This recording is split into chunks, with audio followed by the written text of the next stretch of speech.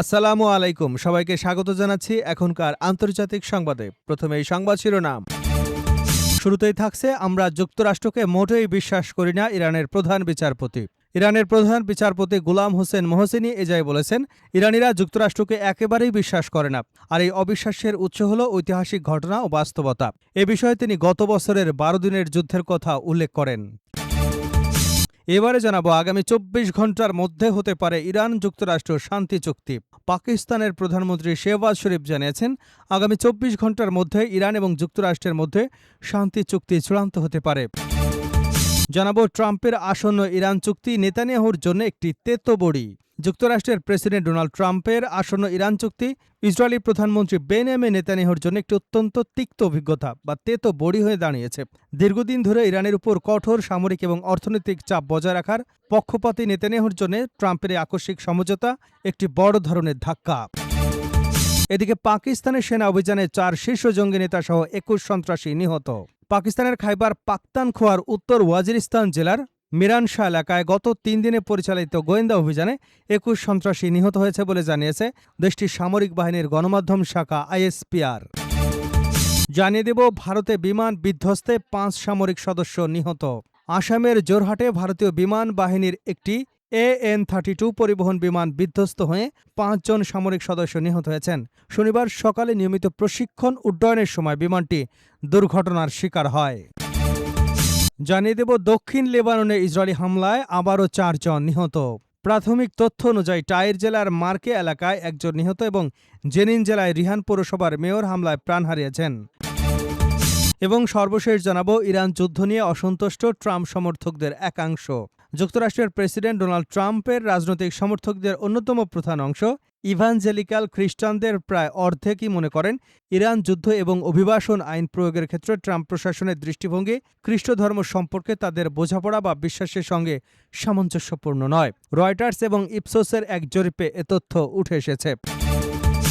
এতক্ষণ শুনছিলেন সংবাদ শিরোনাম, এখন বিস্তারিত। তার আগে আপনি যদি ইরানের পক্ষে থাকেন তাহলে চ্যানেলটি সাবস্ক্রাইব করে ভিডিওতে একটি লাইক দিন আর কমেন্টসে লিখুন স্ট্যান্ড উইথ ইরান। আমরা যুক্তরাষ্ট্রকে মোটেই বিশ্বাস করি না, ইরানের প্রধান বিচারপতি। ইরানের প্রধান বিচারপতি গোলাম হোসেন মোহসেনি এজাই বলেছেন, ইরানিরা যুক্তরাষ্ট্রকে একেবারেই বিশ্বাস করে না, আর এই অবিশ্বাসের উৎস হল ঐতিহাসিক ঘটনা ও বাস্তবতা। এ বিষয়ে তিনি গত বছরের 12 দিনের যুদ্ধের কথা উল্লেখ করেন। চলমান যুদ্ধের প্রথম দিন 28শে ফেব্রুয়ারি যুক্তরাষ্ট্র ইসরায়েলের হামলায় দেশটির সর্বোচ্চ নেতা আয়াতুল্লাহ আলী খামেনি নিহত হন। এরপর তেহরানকে নেতৃত্ব দেওয়ার জন্য গঠিত 3 সদস্যের অন্তর্বর্তীকালীন পরিষদ গঠন করা হয়। এই পরিষদের একজন মোহসিন এজাই। তিনি দাবি করেন, চলমান যুদ্ধে ইরান শত্রুদের শিরোচ্ছেদ করতে এবং আগ্রাসীদের হাত কেটে ফেলতে সফল হয়েছে। আগামী 24 ঘন্টার মধ্যে হতে পারে ইরান যুক্তরাষ্ট্র শান্তি চুক্তি। পাকিস্তানের প্রধানমন্ত্রী শেহবাজ শরীফ জানিয়েছেন, আগামী 24 ঘন্টার মধ্যে ইরান এবং যুক্তরাষ্ট্রের মধ্যে শান্তি চুক্তি চূড়ান্ত হতে পারে। সামাজিক যোগাযোগ মাধ্যম এক্সে দেওয়া এক পোস্টে তিনি বলেছেন, আমরা আগের যে কোনো সময়ের তুলনায় এখন শান্তি চুক্তির কাছাকাছি অবস্থান করছি। খবর দ্য ডন নিউজের। শেহবাজ শরীফ জানান, চুক্তিটি ইলেকট্রনিক পদ্ধতিতে স্বাক্ষরের প্রস্তুতি নিচ্ছে পাকিস্তান। চুক্তি স্বাক্ষরের পর এ বিষয়ে কারিগরি পর্যায়ে আলোচনা অনুষ্ঠিত হবে। তিনি বলেন, আলোচনার প্রক্রিয়ায় অব্যাহত অঙ্গীকারের জন্য আমরা যুক্তরাষ্ট্র এবং ইসলামী প্রজাতন্ত্র ইরানকে ধন্যবাদ জানাই। পাশাপাশি এ অঞ্চলের ভ্রাতৃপ্রতিম দেশগুলোর সহযোগিতার জন্য আন্তরিকতা প্রকাশ করছে। পাকিস্তানের প্রধানমন্ত্রী আরও বলেন, আমরা বিশ্বাস করি এই ঐতিহাসিক শান্তি চুক্তি দীর্ঘস্থায়ী শান্তি প্রতিষ্ঠার জন্য একটি শক্তিশালী ভিত্তি তৈরি করবে। এর আগে যুক্তরাষ্ট্রের সঙ্গে চলমান সংঘাত অবসানে একটি সমঝোতা চুক্তি চূড়ান্ত পর্যায়ে রয়েছে বলেও জানিয়েছেন ইরানের পররাষ্ট্রমন্ত্রী আব্বাস আরাকচি। তার দাবি, সম্ভাব্য চুক্তির অংশ হিসেবে পুনরায় খুলে দেওয়া হবে হরমুজ প্রণালী এবং ইরানের উপর আরোপিত মার্কিন অবরোধ প্রত্যাহার করা হবে। ট্রাম্পের আসন্ন ইরান চুক্তি নেতানিয়াহুর জন্য একটি তেতোবড়ি।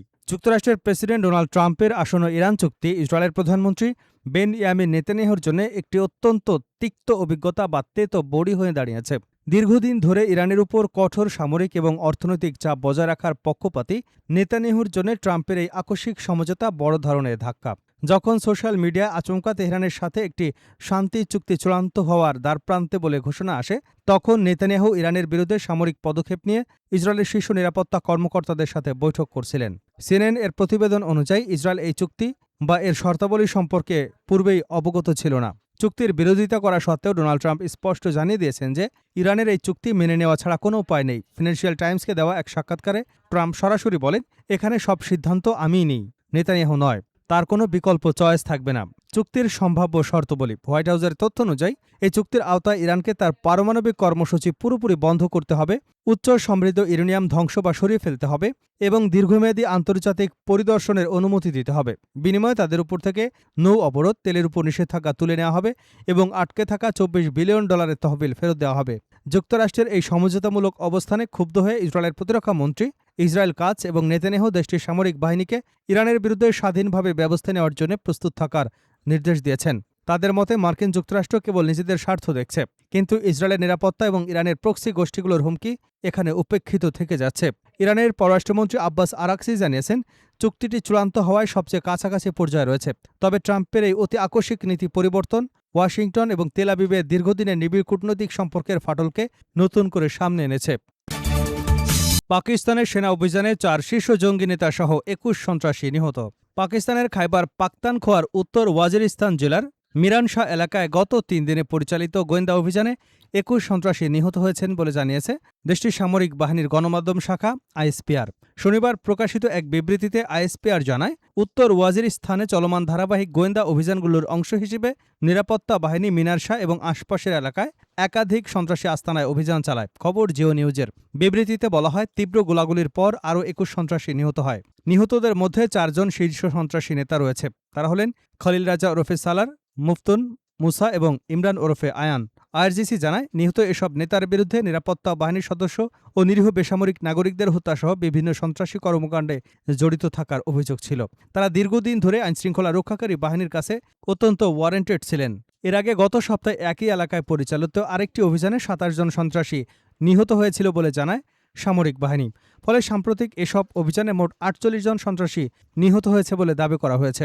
অভিযানে নিহতদের কাছ থেকে বিপুল সংখ্যক অস্ত্র ও গোলাবারুদ উদ্ধার করা হয়েছে বলেও উল্লেখ করা হয়। এসব সন্ত্রাসী বিভিন্ন হামলা এবং নিরীহ মানুষকে হত্যাকাণ্ডের সঙ্গে জড়িত ছিল।